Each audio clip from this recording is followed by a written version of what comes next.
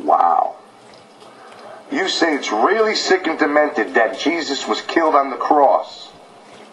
That was part of the plan. Okay? God knew from day one of Jesus' birth that Jesus was going to die on the cross. Okay? That's predetermined death. No matter how you want to put it, okay? It's still predetermined. Yes, it is sick if that happened. Yes, it is vile and gross that happened. It's demented, you're right. But you know what? Your God did that. Your God, if there is a God, your God did that. Now, didn't he? That's way worse than going up to someone and putting a bullet in someone's head, now isn't it? Tommy,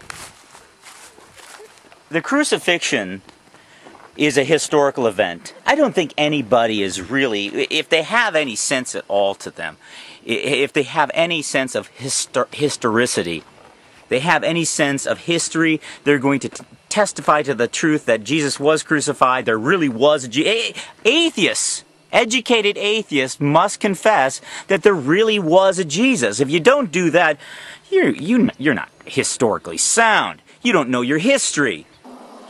Okay? Nobody really knows the Bible, not even biblical scholars, okay? There's been so many translations, so many word transfers, it's pathetic.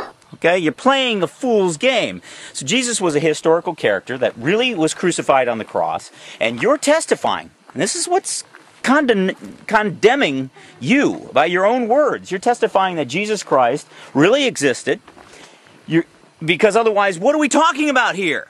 You're saying that the Bible really is there, and it really is a piece of information that can be gleaned. We can glean information from it. So, here, we have to keep this in mind as we're thinking about the Bible. It's a historical document. It can be tried by other documents. So when you're talking about interpretations or you're talking about translations, you're talking about multiple copies of Bibles that have been tried and tested and tested and tested. We can go back to the original manuscripts. We have original manuscripts. We have pieces of them. Some of them are, I mean, these things are a papyrus written on stone, written on clay, written on leather, written on tin, written on brass and copper. We have the old Bible. We can go back to it. So when you're talking about transcription, you're saying that there can be errors. You're saying that there can be a way. We can test it. The biblical evidence is sound. So you got to check this out, my friend. You got to go and check it out for yourself. Now, when you're talking about the crucifixion, that had significance and meaning to both of us and to the world. It changed the world. We're both agreeing on the fact that the crucifixion was a horrendous, evil thing. But what God allowed, though it was evil, God allowed it, and it turned out to be the benefit for all the sheep that will be saved. Okay? So, God allows certain things to happen, though they happen, and at the time that they're happening, I mean, it's a heart-wrenching, horrendous act, but now we understand, voila, it is for our saving grace.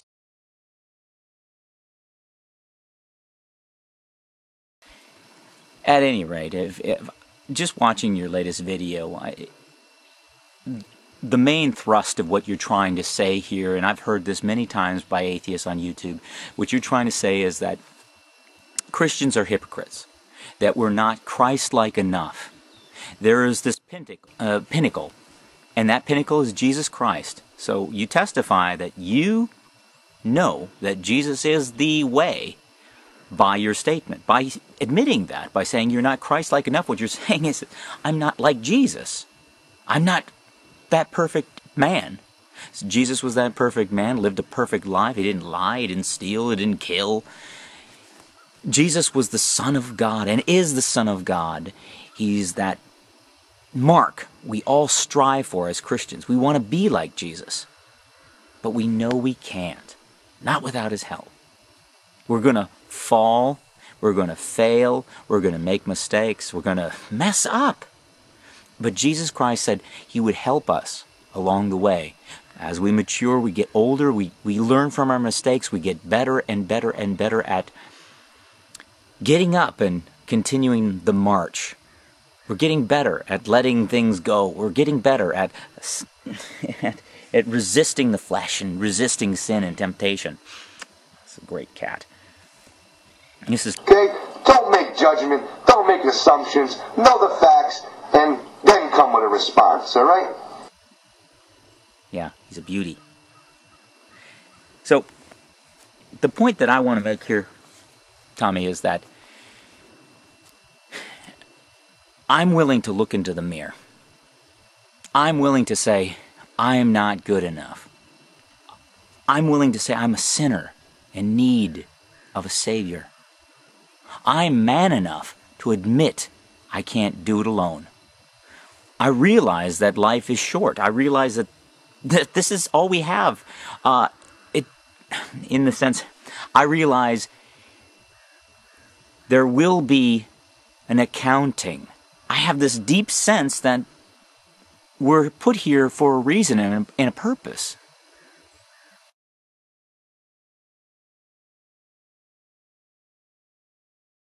Tommy, you have a base of trolls that do your bidding.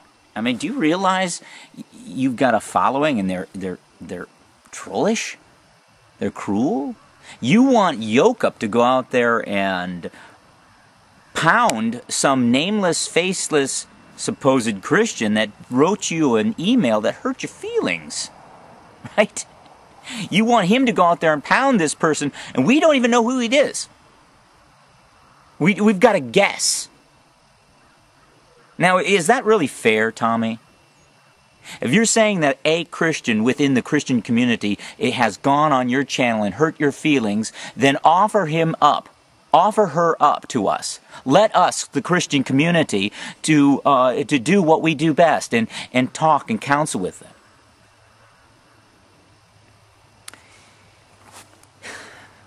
I know you're not going to do it because I got a feeling it's not true.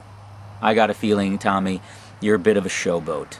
This was all designed to kind of up your subscription base. You know, you're doing what works. The atheist community is interested in you, as the Christian community. You know, so you've got these opposites here that are interested in your work. And controversy, they want to see a bloodbath from you. They want to see a pounding. They want to see you swear and curse and call Christians all kinds of names. When is that going to get tiring? When is that going to get old? When are we going to say, okay, you know what? I'm tired of that.